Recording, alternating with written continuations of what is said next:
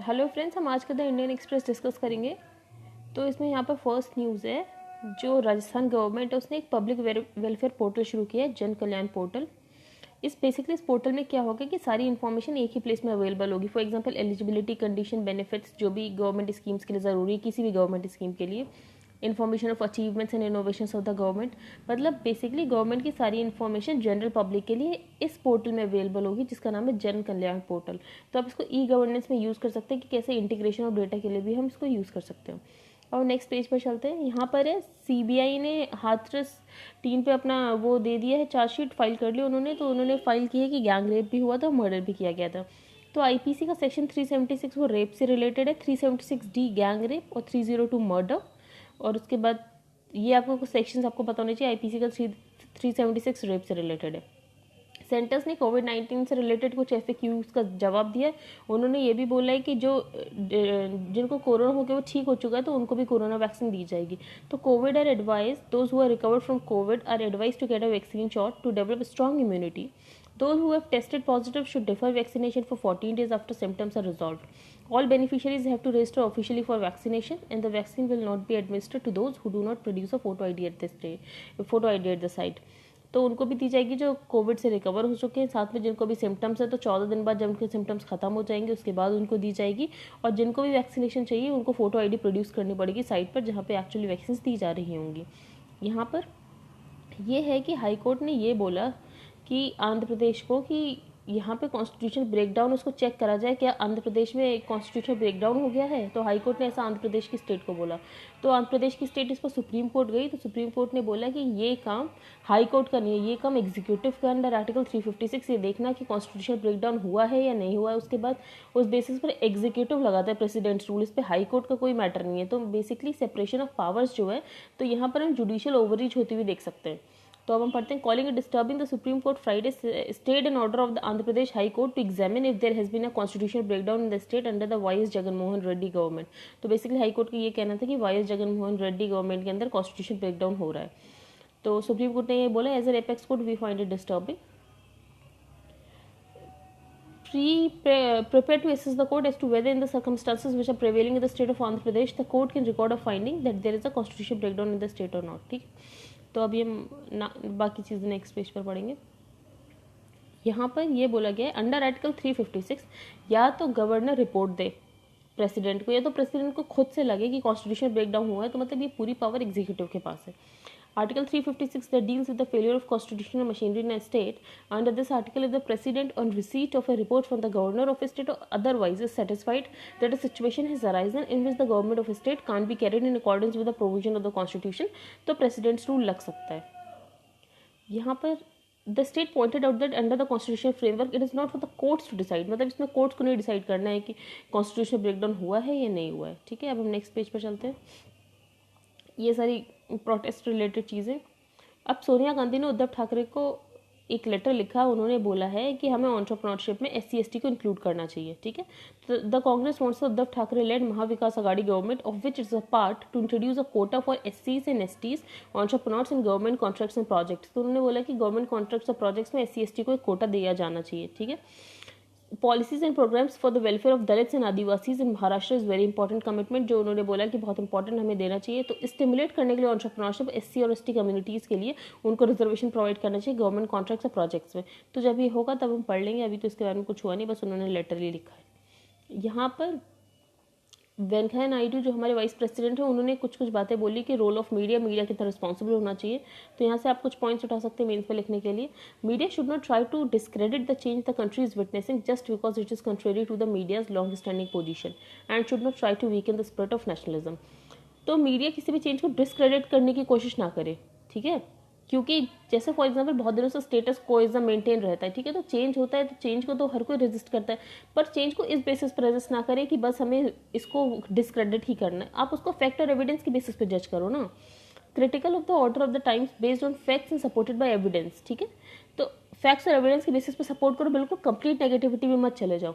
Governments are the principal catalyst of this change for the better. Development journalism does not mean beating the trumpet of the governments. ठीक है, development journalism का ये भी मतलब नहीं आप सिर्फ गवर्नमेंट की तारीफ किए जा रहे हो, उनका ही ट्रम्प बीट किए जा रहे हो।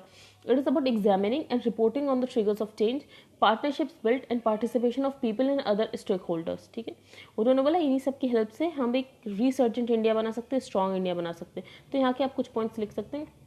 जो हमारे डिफेंस मिनिस्टर हैं उन्होंने 3 न्यू सिस्टम्स दिए हैं जो कि DRDO मतलब इंडिजीनियसली बिल्ट है आर्म्ड फोर्सेस को. तो पहला जो सिस्टम है वो है बॉर्डर सर्विलेंस सिस्टम, जो कि दिया गया है आर्मी चीफ को, मतलब ये आर्म्ड फोर्स आर्मी के लिए. ठीक है, बॉर्डर सर्विलेंस सिस्टम ये क्या करेगा, ये it facilitates monitoring and surveillance by automatically detecting the intrusions in harsh high altitude सब जीरो टेम्परेचर. मतलब कोई भी इंट्रूड करने की कोशिश करेगा हमारे बॉर्डर में तो उसे पता चल जाएगा. दूसरा Indian maritime situational awareness system जो कि नेवी को दिया गया, तो IMSAS. तीसरा अस्त्र MK1 beyond visual range missile, ये किसे दिया गया, ये एयरफोर्स को दिया गया. तो अस्त्र एयरफोर्स को दिया गया, IMSAS नेवी को दिया गया और बॉस आर्मी को दिया गया. अब नेक्स्ट पेज पर चलते हैं. सुप्रीम कोर्ट ने कोविड-19 में ये बोला कि जो राइट टू हेल्थ है वो फंडामेंटल राइट है अंडर आर्टिकल 21 जो कि राइट टू लाइफ है.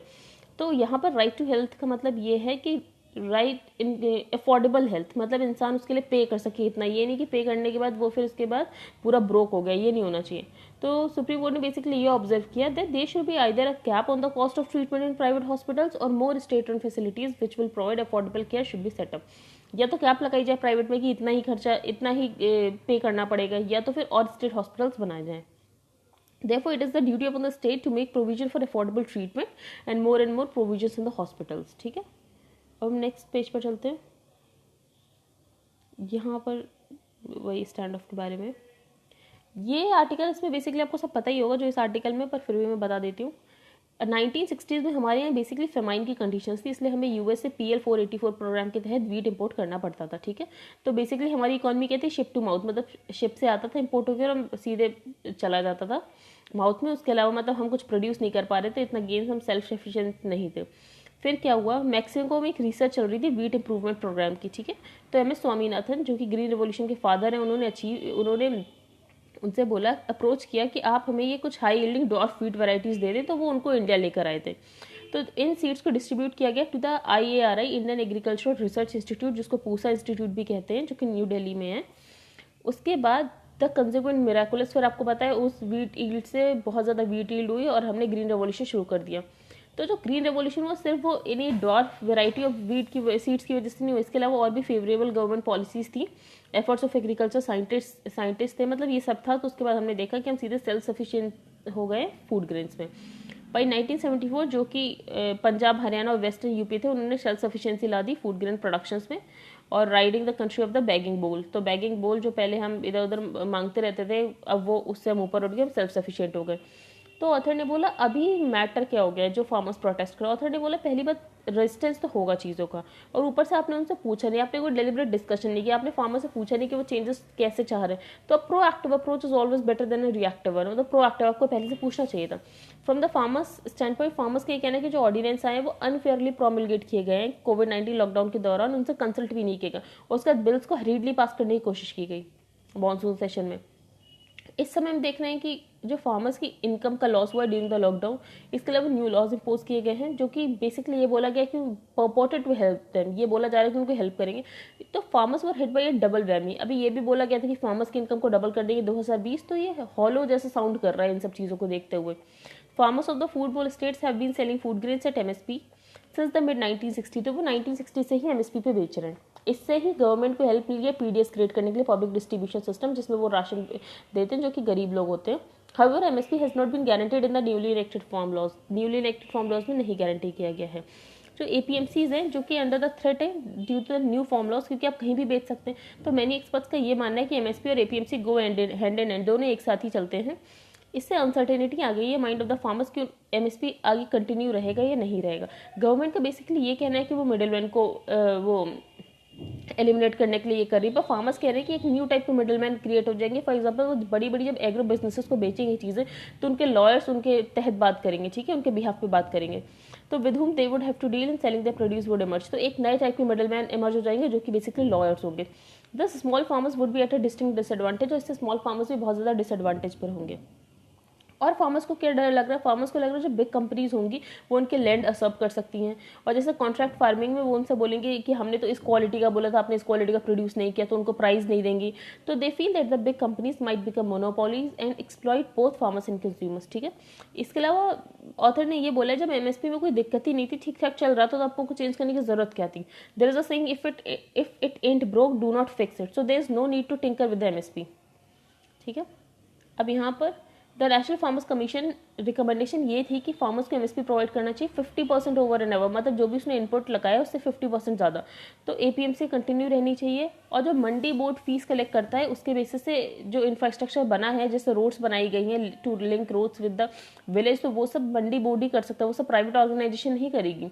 तो MSP should be determine on the basis of grain quality. Author ने एक सजेशन दिया कि आप एमएसपी डिटरमाइन करो on the basis of grain quality. For example, ये जो पंजाब हरियाणा में जो वीट होता है तो उसमें जो प्रोटीन होता है वो 11% ज़्यादा होता है as compared to other states, तो वहाँ पे सिर्फ 7% प्रोटीन ग्रोन होता है।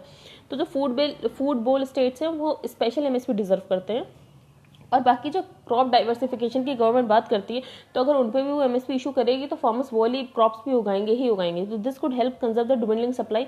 तो जो हम देख रहे हैं कि जैसे पैडी जो कि वाटर गजलिंग क्रॉप है, जो पंजाब में ज़्यादातर लगाया जाता है, उससे क्या हो रहा है, वाटर टेबल डाउन जा रही है, अंडरग्राउंड वाटर बहुत ज़्यादा एक्सप्लॉइट हो रहा है। तो फार्मर्स को बाकी सब पर भी एमएसपी दीजिए, तो बाकी सब प्रोडक्ट्स भी लगाएंगे, तो उससे क्या होगा, ये जो डिविडलिंग सप्लाई है हम इससे डील कर सकते हैं। टू इनकरेज फार्मर्स, अब फार्मर्स को इनकरेज करने के लिए भी वेजिटेबल्स, फ्रूट्स और ये सारी चीज़ें लगाएं, तो हमें सबसे पहले गवर्नमेंट को एक कोल्ड चेन इंफ्रास्ट्रक्चर प्रोवाइड करना चाहिए, ताकि जो पेरिशेबल प्रोड्यूस है वो बहुत दिनों तक रह सके और उसे एक अप्रोप्रिएट टाइप पे बेचा जा सके। ठीक है, तो बेसिकली ये है। और उन्होंने ये बोला है कि जो अपने एग्रीकल्चरल थिंक टैंक्स है उसमें कुछ इंटेलेक्चुअल्स को रखिए, for example M S Swaminathan, Gurudev एस कुछ, तो आप इनको रखेंगे तो फिर वो आपको फार्मर्स का पार्ट समझा पाएंगे कि फार्मर्स के साथ दिक्कत क्या है। तो अब हम नेक्स्ट आर्टिकल पर चलते हैं। यहाँ पर एक हॉकर्स कल्चर है जो कि सिंगापुर का हॉकर्स कल्चर है बेसिकली, मतलब स्ट्रीट फूड टाइप का कल्चर। तो उसको अब intangible cultural heritage of humanity का वो मिल गया है टैग। ठीक है, ह्यूमन बॉडी ने उसे रिकॉग्नाइज कर लिया है। अब नेक्स्ट पर चलते हैं। अब ये है वॉक द ग्रीन टॉक। अब क्लाइमेट चेंज में हम कैसा कर रहे हैं, हम कर पाएंगे, जैसे प्राइम मिनिस्टर ने बोला कि हम अपने टारगेट्स को एक्सीड कर देंगे, तो ऐसा है कि नहीं है, इस पर बेसिकली आर्टिकल है। तो अभी जब पेरिस क्लाइमेट एग्रीमेंट को 5 साल हो गए थे, तो इसमें एक समिट ऑर्गेनाइज कराई गई थी जिसका नाम था क्लाइमेट एम्बिशन समिट 2020।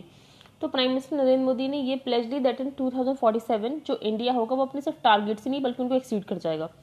अब ऑथर ने इस स्टेटमेंट को एक्सेस किया। ऑथर ने बोला कि अभी हमारा टारगेट क्या है, 175 गीगावाट 2020 तक, और ये गारंटी है हमारी कि 2000 by 2030 40% of its energy needs will come from renewables. जो हमारी एनर्जी नीड्स है वो 40% रिन्यूएबल से आएगी।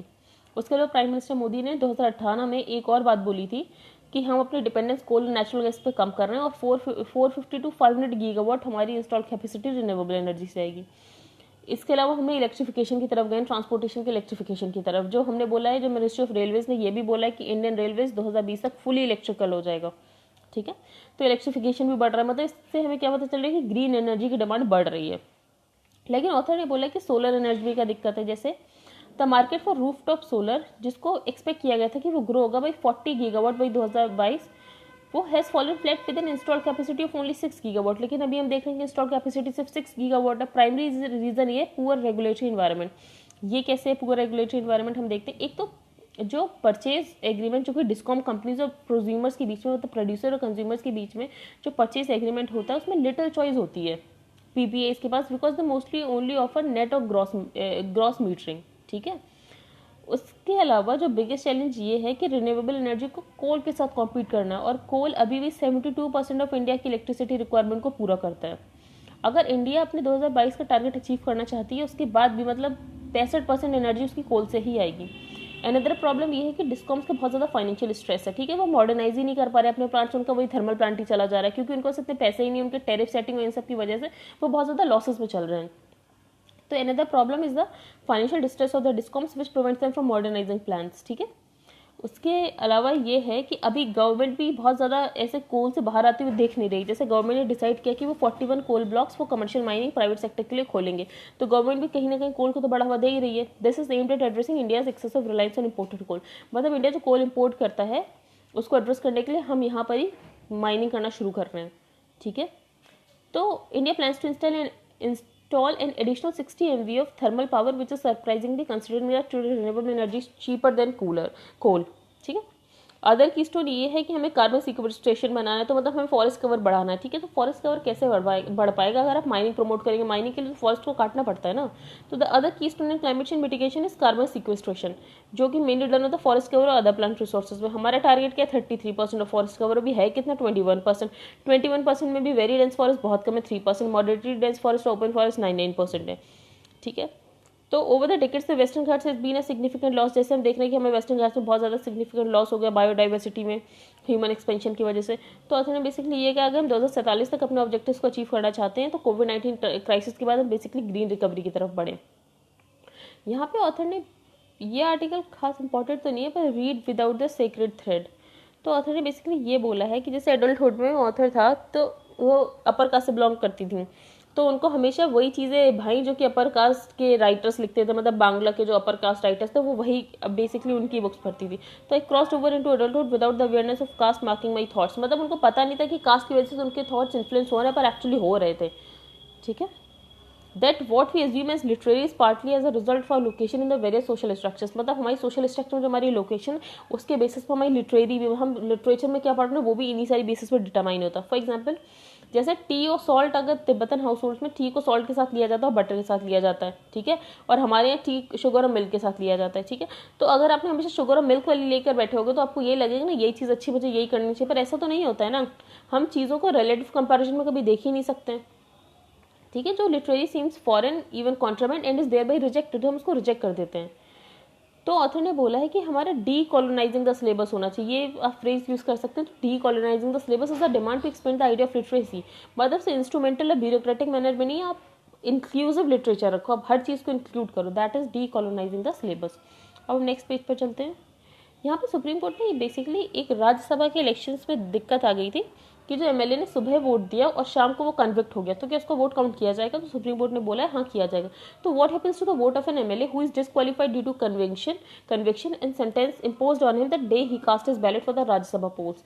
तो राज्यसभा पोल्स के लिए अगर उसने सुबह वोट दिया और शाम को उसको सजा हो गई है तो उसका वोट काउंट किया जाएगा, ठीक है। अब नेक्स्ट पेज पर चलते हैं। यहाँ पर कोई न्यूज़ नहीं है, यहाँ पे एक्सप्लेन सेक्शन है, आपको बस यहाँ पे कुछ टर्म याद रखना है। तो सोलर विंड्स हैक, तो सोलर विंड्स हैक क्या है? A cyber attack recently discovered in the United states, ठीक है। इसमें पाया गया कि रशिया ने यूएस गवर्नमेंट की बहुत सारी एजेंसीज का डेटा हैक कर लिया है, ठीक है। तो सोलर विंड्स हैक किससे रिलेटेड है? साइबर अटैक जो कि किया था रशिया ने ऑन द यूनाइटेड स्टेट्स। यहाँ पे ये है कि women are protected by protein that lets in corona virus. तो विमेन क्यों लेस सीवियर है कोरोना वायरस उनके लिए as compared to the man? तो रिसर्च ने फाइंड किया है कि फीमेल कोविड-19 patients face less severe disease complications and in lower risk of dying than the male patients. ऐसा इसलिए है क्योंकि उनके अंदर ACE2 जो कि एक प्रोटीन है, तो विमेन के पास 2 एक्स क्रोमोसोम्स होते हैं और women have 2 copies of the ACE2, क्योंकि अब 2 क्रोमोसोम ये एक्स के साथ बेसिकली अपने आप को अटैच करते हैं, एक्स क्रोमोसोम। तो विमेन में XX होता है और मैन में XY होता है, तो ये ACE2 2 के साथ अटैच करता है, तो विमेन में ये ज़्यादा होता है क्रोमोसोम, और जबकि मैन के पास इसकी एक ही कॉपी होती है। तो this does not seem to make women more susceptible to कोविड-19 इन्फेक्शन, द रिसर्च फाउंड। तो ACE2 एक जीन लिंक्ड होता है जो कि एक्स क्रोमोसोम से होता है, विमेन के पास ट्वाइस होते हैं, इसलिए ट्वाइस ACE2 होता है उनके अंदर, ठीक। अब नेक्स्ट पर चलते हैं। इन Pornhub pulling down 10 million videos implications for all other sites.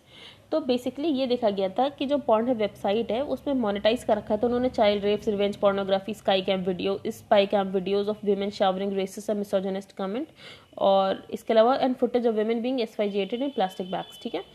तो अभी एक आर्टिकल छपा था न्यूयॉर्क टाइम्स में, उसमें ये बोला गया था द चिल्ड्रन ऑफ Pornhub, ऐसा कुछ पीस टाइटल था, उसमें पता चला कि ये सब एनोनिमस टाइप के लोग ये सारी चीज़ें डालते रहते हैं और उससे पैसा कमाते हैं, ठीक है। तो within a week credit card companies Mastercard और वीज़ा ने डिसाइड किया कि कोई भी ट्रांजेक्शन उनके कार्ड से तो नहीं होगा इनमें, ठीक है।